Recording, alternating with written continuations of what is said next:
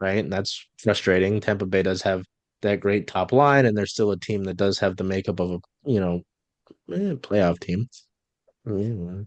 Um, and then you go into this road trip, and Jade and I were talking about this before we got on the air here. And, you've got, well, from when we recorded, you had Ottawa, and, coming into that game, Ottawa was hot. They had beaten Penguins in overtime. Was that the game before Seattle, Sylvia? Yes, thank you. Um, Linus Olmark, who, as at the day of this recording, actually just got hurt, which is really unfortunate. I think he'd won his last 7 games and was doing his best literal brick wall impression. The Senators were hot, so I can understand it. Doesn't make it any less frustrating, especially to get shut out in your home building. You go on the road for 3 games before the holiday break. You lose in Chicago in a game that it's just really ugly and hard to watch. A lot of these games are hard to watch. Um, you lose in a back to back to both Vegas and Colorado, and I'd understand that, but the fact that you lost to Chicago in the beginning just makes it all the more frustrating. So, guys, fresh off of the loss to the Avalanche in Colorado, Sylvia, we'll start with you since, and I'm going to embarrass you now. It's Sylvia's birthday at the time of this recording. Our wonderful beat writer, Sylvia, who has dealt with me taking too long to respond to things in the first place to get her started here, who has been nothing but helpful, both of you. But obviously, Jade, I'm sorry, it is Sylvia's birthday, so we're going to Mhm. talk about her. You Um, can get it next time. Yep. yes, we'll circle back to this another time. But no, I mean, the Kraken rewarded you with taking a giant turd on the ice. What this past week, though? I mean, what have you seen? Whether it's from the play, the demeanor. I know Brandon Montour said that they need to have a more positive demeanor during these games. I mean, what are your outstanding thoughts on this past week? Um, well, as you said, definitely took a huge turn on my birthday, but you know what? That's okay. And the reason I think it's okay, I'm just gonna go out and say it. I do think we're going to miss playoffs. So I think my expectations for the team super low. I'm just here to watch these people have a good time on the ice. They definitely aren't. So can we speed things up and start having a good time? That would be awesome. Um, but I don't think, and this is like probably a hot take. This is probably not something a lot of people want to hear. I do not think it is time to panic for this team.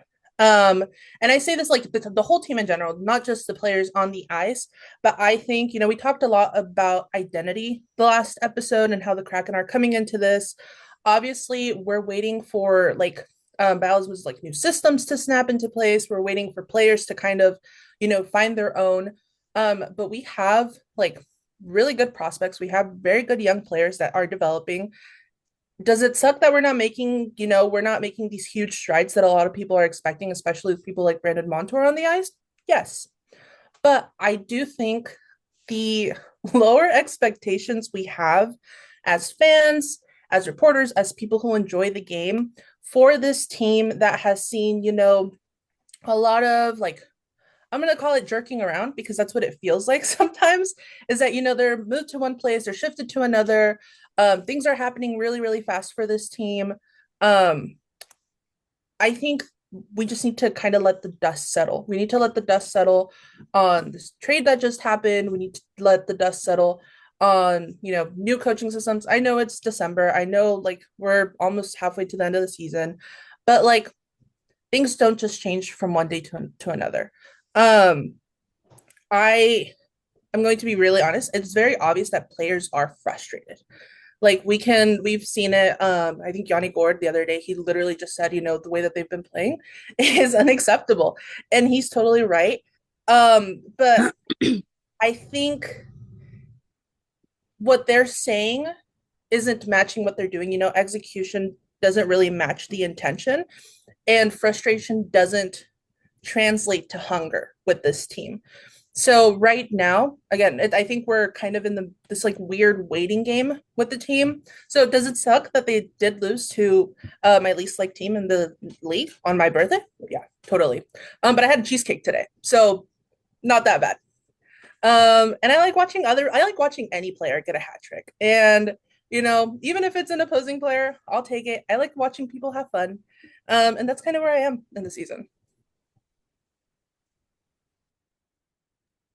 Jade, what do you have from that to add? I mean, yeah, I don't know. It's I feel like we're pretty joint on this, but do you have anything to add on this past week and what you've had to witness with this franchise? Um, Nothing too different from that. Um, the predictability that we talked about after the last home game, I that's still something that I'm kind of seeing. I think at least a little bit. It's gotten a little bit better, but I definitely think that there's a level of predictability within like with the Kraken that we're seeing. Um, yeah, that's pretty I much it. mean, Sylvia did a good job at kind of taking uh, all of my thoughts and putting them into her own words. So that works for me. yeah, it's just I think what's really important that Sylvia pointed out is, you know, um the talk about frustration and Hmm. sort of stuff like that. It isn't being matched. There are players who I think are the exception. If you put Yanni Gordon in that Ottawa game, I do think they avoid being shut out. I'm not saying they win. I will not say that they win. I will say that they probably avoid being shut out.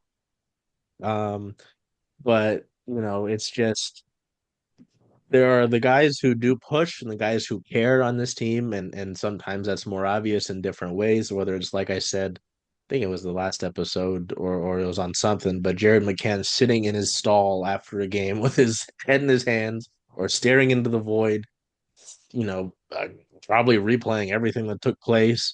Yanni Gord's intensity, we see that, you know, it's just yeah, the intensity isn't there. There's no consistency. Um, and again, I will say this across every sport. I mean, if you see the other teams, like even the Mariners throughout the course um, of their seasons, the last few years, they'll show great signs where they do show some. I hate that this I'm going to do it this early. That this city, the offense there so many teams struggle offensively. The Seahawks are very hit and miss with the offense, and that showed today in their loss to the Vikings. The Mariners' offense has been horrendous the last few years, and if they were even league average, they would have made the playoffs the last 4 years in a row. Um, I actually have a list. Actually, I have a list. I went and made a list of our podcasts, and it includes the teams that don't have one yet. The Storm, no, the Storm had offensive issues as well. The Sounders had offensive issues for the first half of the season, picked it off to make the playoffs, and then in the playoffs had the offensive issues again. The Rain had offensive issues all year.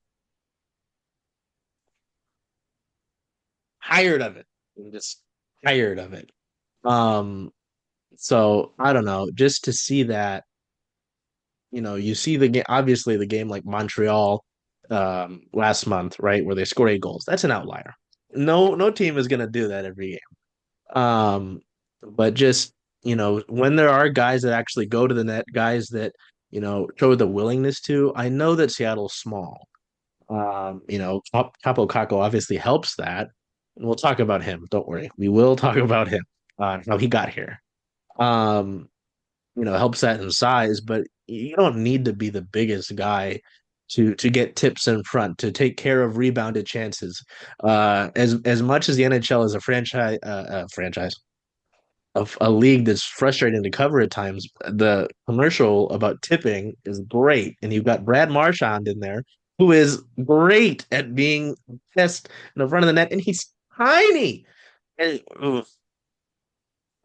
sorry, we're not even to my full rant yet, guys. Are you excited for that? How happy are you for that? I'm having Um, part of the having fun. Hmm. ah, so yeah, I mean, it's just You're in a 5-game losing streak. You've lost 6 of your last 7. You've won 3 in your last 10. But to that point, and this will be a great segue in. Hey, Charles. Hey, Jen. Hey. Where are you going to watch all those Kraken away games? Kraken away games, making a push. I was thinking of coming here just because Rough and Tumble is the home of circling Seattle sports, only if that's okay with you. I mean, I love that idea. Hope to see you here.